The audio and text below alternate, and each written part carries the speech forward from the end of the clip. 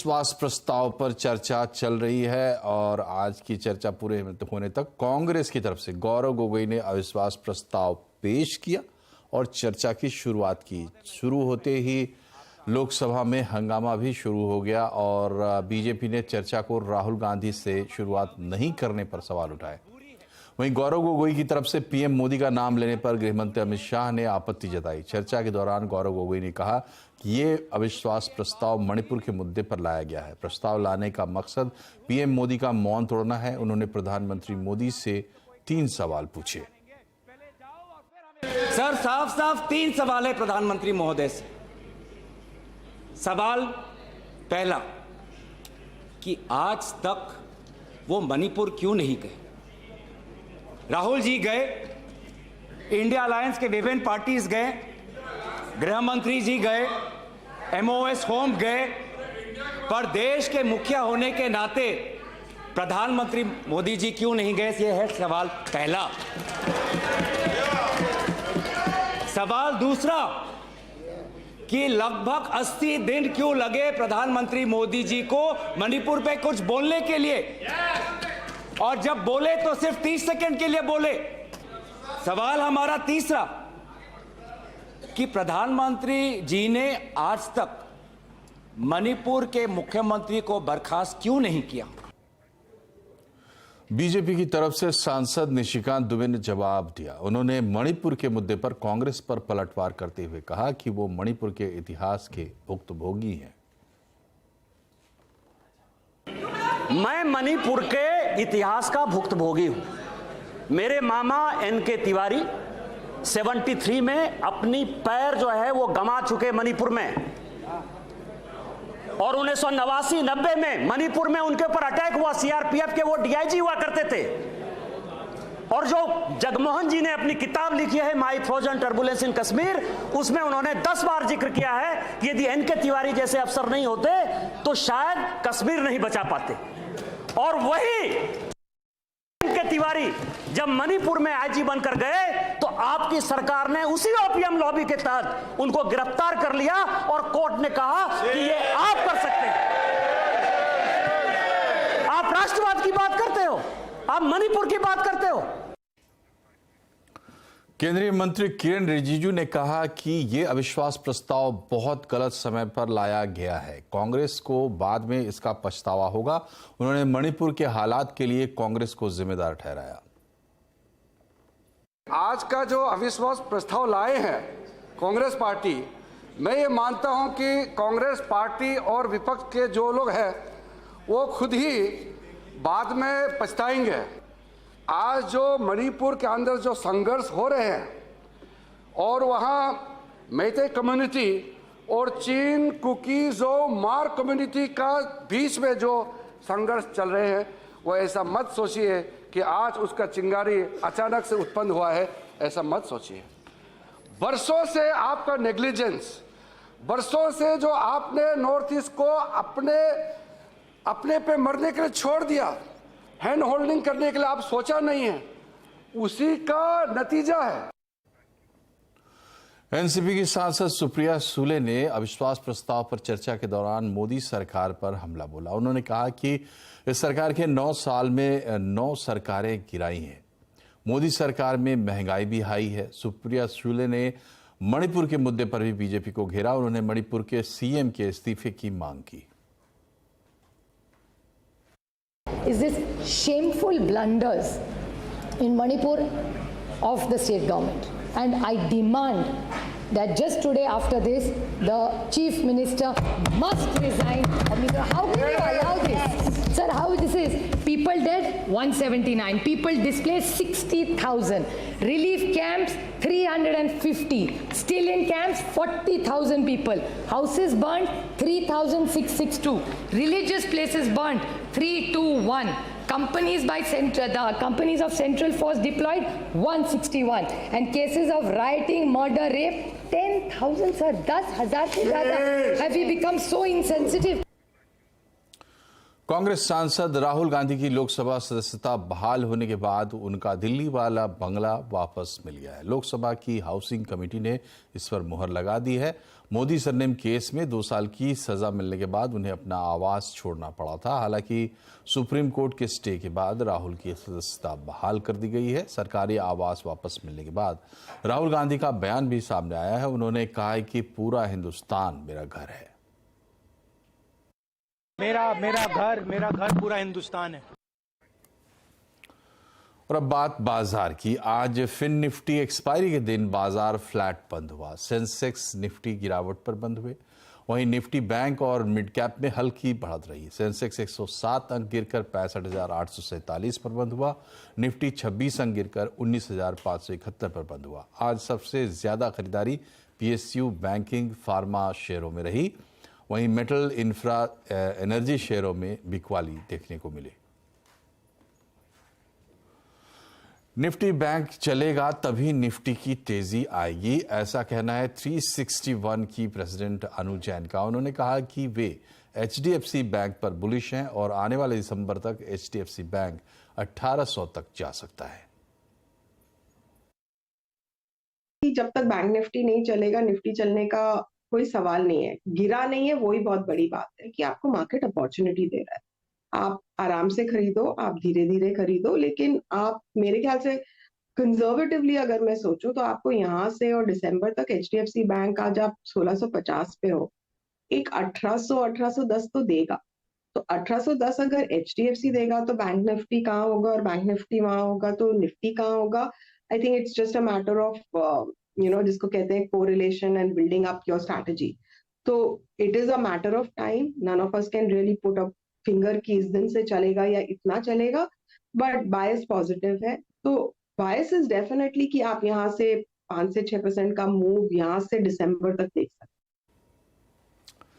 एक साथ छुट्टी पर जाने से जजों को परहेज करना चाहिए। जुडिशियल रिफॉर्म पर संसद की कमेटी ने अपनी सिफारिश में ऐसा कहा है।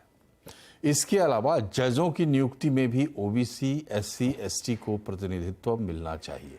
कमेटी के अध्यक्ष सुशील मोदी से बात की हमारे सहयोगी लक्ष्मण रॉय ने। इसमें जो सबसे महत्वपूर्ण सिफारिश हमें लगी, जो खासतौर से आम लोग जिसको झेलता भी, वो ये है कि जज या फिर कहें कोर्ट महीनों के लिए बंद हो जाते हैं। गर्मी छुट्टी में 45 दिन की छुट्टी हो जाती है और मुश्किल से वैकेशन कोर्ट होते बहुत कारगर हो नहीं पाते हैं। तो आपने सिफारिश की है कि ये एक साथ छुट्टी पे नहीं जानी चाहिए। तो इसके पीछे लोगों से राय ली गई समिति की बैठकों के दौरान, क्या राय निकल कर सामने? नहीं, देखिए, पूरी दुनिया के अंदर कहीं भी कोर्ट बंद नहीं होते। शनिवार रविवार एक अलग बात है, लेकिन भारत के अंदर जो एक परंपरा चली आ रही थी अंग्रेजों के ज़माने से कि गर्मी की छुट्टियों के अंदर कोर्ट बंद रहेगा। वो एक ज़माना था कि जज अंग्रेज होते थे, उनको यहाँ की गर्मी बर्दाश्त नहीं होती थी, तो 2-3 महीने की छुट्टी पर चले जाते थे इंग्लैंड और पूरा कोर्ट बंद कर दिया जाता था। तो आप देखेंगे तो कॉलोनियल तरीका है। एक और महत्वपूर्ण सिफारिश आपने की वो है कि संवैधानिक पद पर बैठे हुए लोग, चाहे फिर सांसद हों, ये लोग भी अपनी संपत्ति का खुलासा करते हैं, एनुअल रिटर्न फाइल करते हैं, लायबिलिटी का, एसेट का। ऐसा कुछ जज को भी करना चाहिए। नहीं, देखिए, जो आईएएस ऑफिसर्स हैं, आईपीएस हैं, आईआरएस हैं, मंत्री हैं, विधायक हैं, सांसद हैं, इन सभी लोगों को प्रतिवर्ष अपनी संपत्ति की सार्वजनिक घोषणा करनी पड़ती है। आप वेबसाइट पर जाकर देख सकते हैं उनकी संपत्ति क्या है। तो अगर आईएएस, आईपीएस और मंत्री, विधायक अगर अपनी संपत्ति की घोषणा करता है तो जजेस को क्यों नहीं करना चाहिए? और एक समय में निर्णय भी हुआ जजेस के कॉन्फ्रेंस में कि वो घोषणा करेंगे लेकिन वो कभी लागू नहीं होगा। और अब अगर आप जाएं हाईकोर्ट्स की वेबसाइट पर या सुप्रीम कोर्ट की वेबसाइट पर, तो 2018 के बाद शायद ही किसी जज की संपत्ति की घोषणा करने का ब्यौरा आपको मिलेगा। और 2018 तक का भी जो ब्यौरा से बहुत कम जजेस हैं जिन्होंने अपनी संपत्ति की। इसको कैसे लागू कर सकते हैं? नहीं, ये देखिए, सरकार तो ये लागू नहीं कर सकती, ये तो करना पड़ेगा जजेस को, क्योंकि उनके जो सर्विस रूल्स हैं, उनकी जो नियमावली बनी हुई है, तो ये जजेस का दायित्व बनता है कि वो निर्णय करें अपने कि साल में एक बार दिसंबर में करेंगे, मार्च में करेंगे, क्या तरीका होगा, किन किन चीज़ों की घोषणा करनी पड़ेगी, ये निर्णय तो जजेस को ही करना होगा। इसमें सरकार की कोई भूमिका नहीं, क्योंकि सरकार उनके सर्विस कंडीशंस को फ्रेम नहीं करती है, ये वो फ्रेम करती है। एक और महत्वपूर्ण बात कही है कि हर तबके के लोगों को प्रतिनिधित्व मिलना चाहिए जुडिशरी में, और इस पे बातचीत समय समय पर उठती भी रही, लेकिन ये भी सरकार के दायरे में नहीं है। आपको लगता है कि जुडिशरी को खुद? देखिए, जुडिशरी में जो हायर जुडिशरी है, सुप्रीम कोर्ट, हाई कोर्ट, उसके अंदर आरक्षण का कोई प्रावधान नहीं है, और हम आरक्षण वहाँ पर का प्रावधान कर भी नहीं सकते। लेकिन हमारी कमेटी ने जब रिपोर्ट मंगाई कि सुप्रीम कोर्ट और हाई कोर्ट में जजेस की क्या स्थिति जो SC, ST, OBC से आते थे, तो पाया गया कि बहुत कम संख्या में, यानी नगण्य संख्या में उनकी संख्या नगण्य है। तो जुडिशरी को इस बात का जरूर विचार करना चाहिए कि जिस समाज की आबादी 25% SC, ST देश के अंदर, OBC की संख्या 50% से ज़्यादा है, तो समाज का प्रतिबिंब जो है ये दिखना चाहिए जुडिशरी के अंदर। इसलिए उनको इसके बारे में फैसला करना चाहिए, विचार करना चाहिए कि कैसे SC, ST, OBC की संख्या को बढ़ाई जाए जुडिशरी में। और जानी मानी गायिका आशा भोसले 90 साल की होने वाली है। इस उम्र में भी उनकी संगीत साधना जारी है। गाने के प्रति उनके लगाव का अंदाजा आप इस बात से लगा सकते हैं कि वो अपने जन्मदिन पर दुबई में एक कॉन्सर्ट करने जा रही हैं। आशा भोसले से मिलने पहुंचे हमारे सहयोगी विशाल चतकारा से भी उन्होंने पूरी गर्मजोशी के साथ बातचीत की।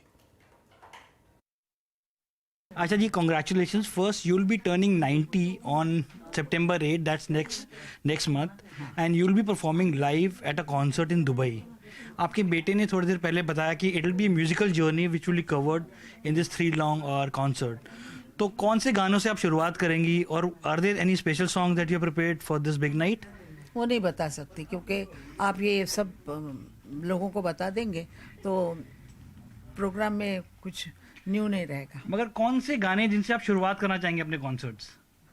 तो नहीं कह सकती। You know, लोग एट द एज ऑफ 90 अपना नाम भूल जाते हैं, and you have, what is the secret of this presence of mind that you have, Asha ji? मालूम नहीं है, भगवान ने जैसे मुझे बनाया है वैसे ही बनाया है। फिर भी क्या राज है कि अभी भी आप गाने गाती हैं और नए नए गाने गाती हैं? गाती हूँ, मुझे क्या बोलते हैं, वक्त के साथ आगे आगे चलना अच्छा लगता है, लड़कों के बच्चों के साथ मिलना अच्छा लगता है। जैसे मेरी ग्रैंड डॉटर है, उसके साथ बात करती हूँ, मैं 22 साल की 20 साल की हो जाती हूँ, उसके ही तरह बात करती हूँ, उसी को जैसे अच्छा लगता है वही करती हूँ। नहीं तो मैं 90 की हो जाऊंगी और वो 20 की है, तो वो बहुत फर्क हो जाता है। तो क्या पहले जैसी एक्साइटमेंट होती है when you perform at stage, या अभी it's like a job now? नहीं, मुझे बहुत खुशी होती है। जो स्टेज पे जाते हैं लोग, उनको पूछे कि खुशी क्या होती है वहाँ, वो तुरंत हमको जवाब मिल जाता है, रसीद मिल जाती है, तालियां पड़ती है, तो पता लगता है कि हाँ अच्छा हो रहा है। You know, आपने 12,000 से ज़्यादा गाने गाए हैं। कौन से ऐसे गाने हैं जो आपको लगता है कि जो आप कॉन्सर्ट्स पे नहीं गा सकते, सिर्फ इन द रिकॉर्डिंग स्टूडियो? मुझे याद भी नहीं है अभी कितने गाने हैं, बट ऐसे कोई गाने हैं जो आपको लगता है कि वो कॉन्सर्ट्स के लिए नहीं बने हैं? बहुत गाने ऐसे कि नहीं बने। नहीं, गाने तो अच्छे हैं लेकिन लोग भूल गए। मुझे 80 साल हो गए हैं, तो आप बताइए 80 साल में कौन उस वक्त का जिंदा है? हाँ, उस वक्त का तो अभी थोड़े 50 साल के से लोगों को मालूम है। जो सदम मारुदम 50 साल हो गए उसको जी, तो वो लोगों को अभी बहुत ज़्यादा पॉपुलर है। यू नो, चाहे आपका गाना हो CAT कैट माने बिल्ली, उस गाने में इतनी लेयर्स हैं, इतना नखरा है, क्या वो इतना सिंपल था माइक के पीछे गाना जितना इजी हमको सुनने में लगता है? क्योंकि इतना हम नहीं देखते आज के सिंगर में हैविंग सो मच नखरा। कुछ भी इजी कोई काम नहीं होता है, हमको उसमें जाना पड़ता था, और वो सिचुएशन सोच के आवाज़ बनानी पड़ती थी, बातें मतलब वैसे आवाज़ करना पड़ता था। कैट माने बिल्ली है तो ना ऐसे करना पड़ता, ऐसे नहीं गाते ना हम लोग। मगर क्या वो गाना इसी तरह कंसीव हुआ था? आइडिया यही था? आइडिया यही था, चिढ़ा रहे ना एक दूसरे को। आशा जी, आज आर्टिफिशियल इंटेलिजेंस की बात हो रही है, वॉइस क्लोनिंग की बात हो रही है। मतलब ये है कि आपकी आवाज़ एक स्टोर कर दी जाएगी एक ऐप में, और कल आशा जी की आवाज़ somebody wants to use say in Tamil or in any other language, they can use it. What are your views it? And आप चाहेंगे आपकी आवाज़ ऐसे क्लोन हो? नेचुरल होता है और मशीन होता है। वो मैं किस तरह गाना गाऊं, आइए मेहरबा, ये ए उन वो कर सकेंगे, मेहरबा वो कैसे करेंगे, है ना? तो ये फीलिंग्स जो है वो मैं ही दे सकती हूँ, मशीन नहीं दे सकता। और यहाँ रुक रहे एक छोटे से ब्रेक के लिए, खबरें अभी और भी हैं, बने रहिए हमारे साथ।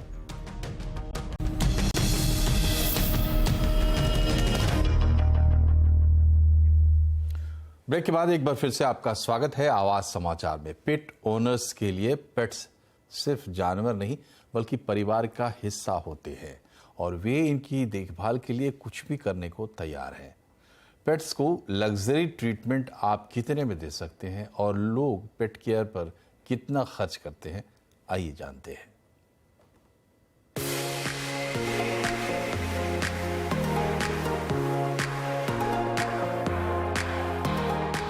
ये है गॉर्डन। इसके शौक किसी सेलिब्रिटी से कम नहीं है। इंसान जहां महीने में एक बार स्पा कराते हैं, गॉर्डन को हफ्ते में 2 बार स्पा और हर हफ्ते स्पेशलाइज्ड बेदिंग कराई जाती है। एक बार स्पा का खर्च आता है 2000 रुपए, बेदिंग का खर्च 1200 रुपए। गॉर्डन के स्नान के लिए खास तौर पर ऑर्गेनिक शैम्पू का इस्तेमाल होता है। ये कीमत हमें आपको भले ही चौंका रही हो, लेकिन अपने पेट को बेइंतहा प्यार करने वाले लोग ये क्या कोई भी कीमत चुकाने को तैयार रहते हैं। हमारे हाउस से ज़्यादा इनका हाउस है तो accordingly I think we give them the best care. They're just like kids. जब आप पेट के ओनर होते हैं आप खर्चा गिनते ही नहीं आप नहीं गिनते, आपको बस ये होता है कि इनकी सर्विसेज ये क्वीन और किंग होते हैं घर के। इनसे मिलिए, ये है जेडी। इसके तो क्या ही कहने, महीने में एक बार पार्लर जरूर आता है और अपने खास बार्बर से ही बाल कटाता है। खर्च लगभग 1500 रुपए। ग्रूमिंग का could be anywhere between 2000 to 3000 rupees per dog, जिसमें इनका पूरा hair cut, grooming, bath shower वगैरह सब कुछ होता है। यहाँ पे आते तो हमें हेयर कट के ऑलमोस्ट 3 या 4 ऑप्शन मिलते हैं कि आप कौन से लेवल का करवाना चाहेंगे। तो काफ़ी फैसिलिटीज़ है। Plus I think grooming parlours and centres काफ़ी जगह पे खुल गए हैं, so it is booming quite well. अगर नेल आर्ट कराते हैं तो खर्च 2000 रुपए तक का आता है। बात सिर्फ ग्रूमिंग तक आकर ही नहीं रुकती। बड़े बड़े शहरों में पेट एक्सक्लूसिव स्विमिंग पूल भी खुल चुके हैं। इंसानों के लिए 3 से 4 हजार रुपए महीने में आपको अच्छे स्विमिंग पूल मिल जाएंगे, लेकिन पेट के लिए 1 घंटे स्विमिंग का खर्च आता है 500 से 800 रुपए, यानी महीने का 24,000 रुपए। और जब कोई पेट से इतना प्यार करे तो जरूरत पड़ने पर उसे अकेले कैसे छोड़ सकता है। लिहाजा पेट के लिए लग्जरी होटल की भी पुख्ता व्यवस्था होती है। अपने पेट से ज्यादा प्यार करते हैं तो बोर्डिंग के लिए लग्जरी स्वीट में उसे रख सकते हैं। इसके लिए देना होगा 2000 रुपए प्रतिदिन। यहाँ बोर्डिंग के साथ ग्रूमिंग का भी खास इंतजाम होता है। लोग इतने पेट लवर है कि वो महीने में 50 से लाख 2 लाख रुपए भी खर्च करने को रेडी है, depending on the service. So we are giving the very good service. Hygiene maintain होता है, यहाँ पे पूरी केयर करी जाती है। नाइट में उनका पूरा ध्यान रखा जाता है। डे केयर हमारे पास बोर्डिंग है जैसे उसमें, तो पूरे दिन इनका शेड्यूल रहता है हमारा, जिसमें कि इनको मॉर्निंग वॉक हो गया, उसके बाद में इनका कब डिनर देना है, कब इनका लंच देना है, कब इनका मॉर्निंग फूड है, पूरा वो फॉलो करा जाता है उसमें। पेट केयर कारोबार से जुड़े लोगों के मुताबिक पेट ओनर्स औसतन एक पेट के केयर पर हर महीने 15 से 40 हजार रुपए तक खर्च कर रहे हैं। यही वजह है कि भारत में पेट केयर बिजनेस करीब 75,000 करोड़ रुपए तक पहुंच गया है और हर साल 13% बढ़ रहा है। पेट हमारे फैमिली मेंबर्स हैं और इन्हें हम हर वो केयर देना चाहते हैं जो हम खुद को देते हैं। भारत में पेट ग्रूमिंग का बिजनेस काफी तेजी से बढ़ रहा है और इसके लिए पेट ओनर्स कोई भी कीमत चुकाने को तैयार हैं। रोहन सिंह, दिल्ली। और दिल्ली के लिए संसद से सर्विस बिल पास होते ही केजरीवाल ने अपने कैबिनेट में बड़ा बदलाव कर दिया है। आतिशी मरलेना को ही केजरीवाल ने अब सर्विस और विजिलेंस विभाग सौंप दिया है। पहले सौरभ भारद्वाज के पास ये विभाग था। इसके साथ ही आतिशी के पास अब कुल 14 विभाग हो गए हैं। वहीं कल दिल्ली सर्विस बिल पास किए जाने के बाद अरविंद केजरीवाल ने कड़ी प्रतिक्रिया जाहिर की है। उन्होंने इसे चोर दरवाजे से सत्ता पर कब्जे की कोशिश बताया। दिल्ली के अंदर 25 साल से ज्यादा हो गए, अब बीजेपी की सरकार नहीं बनी है। 25 साल से इनको वनवास दिल्ली के लोगों ने दिया हुआ है। तो इनको लगा कि आम आदमी पार्टी को हराना मुश्किल है, तो इन्होंने चोर दरवाजे से, पीछे से चोर दरवाजे से इन्होंने दिल्ली की सत्ता को हथियाने की कोशिश की है। गुजरात की राजीबेन बनकर ने पर्यावरण का ख्याल करते हुए कई महिलाओं को रोजगार के मौके दिए। शिक्षा से वंचित रही राजीबेन ने 12 साल की उम्र से खादी बुनाई सीखी। पति के निधन के बाद परिवार को पालने के लिए कपड़ा बुनाई शुरू की। 2012 में अपसाइकल प्लास्टिक की बुनाई सीखी, जिसने जीवन की काया पलट दी।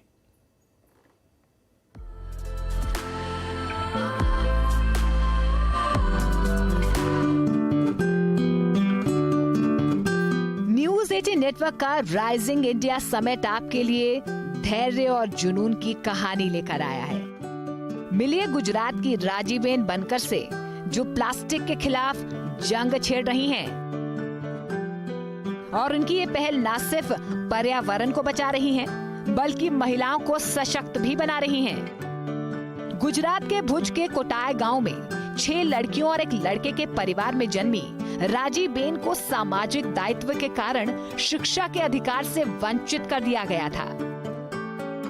राजीबेन वानकर समुदाय से हैं, जो दशकों से बुनाई का काम कर रहा है। 12 साल की उम्र में उन्होंने खादी बुनाई की कला सीखी, जिस पर पूरी तरह से पुरुषों का वर्चस्व था। राजीबेन के पति के निधन के बाद उन्होंने गुजारा चलाने के लिए कड़ी मेहनत की। 3 बच्चों के साथ उन्होंने अपने परिवार का पालन पोषण करने के लिए कपड़ा बुनाई शुरू कर दी और 2012 में उन्होंने अपसाइकल प्लास्टिक की बुनाई के बारे में सीखा और इससे उनका जीवन हमेशा के लिए बदल गया। अपने जुनून को और आगे बढ़ाते हुए 2018 में राजीबेन ने अपनी खुद की इकाई स्थापित की और अपने गांव की महिलाओं को प्लास्टिक को अलग करने, साफ करने, काटने और बुनाई करने का प्रशिक्षण दिया। फिलहाल राजीबेन के साथ करीब 60 महिलाएं काम करती हैं, जिनमें से 50 महिलाएं गांव से पॉलिथीन इकट्ठा करती हैं। राजीबेन लगभग 50 उत्पाद बनाती हैं, पर्स से लेकर वॉलेट्स, चश्मे के कवर से लेकर ट्रे, फोल्डर से लेकर फर्श मैट। राजीबेन सब कर लेती हैं। ये उत्पाद न केवल भारत में बेचे जाते हैं, बल्कि उनके प्रयासों को दुनिया भर में मान्यता प्राप्त है। राजीबेन बनकर एक असाधारण शख्सियत हैं और न्यूज 18 नेटवर्क उनके दृढ़ संकल्प और समर्पण की सराहना करता है। वे राइजिंग इंडिया की शीर्ष शक्ति का एक बेहतर उदाहरण है। राजीबेन एक सच्ची प्रेरणा है, जो मैं कर सकती हूँ में विश्वास करती हैं।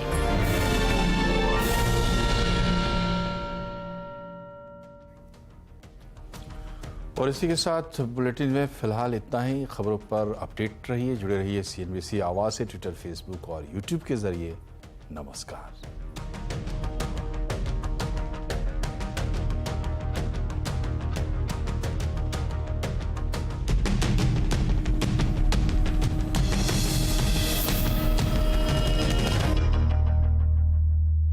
के प्रायोजक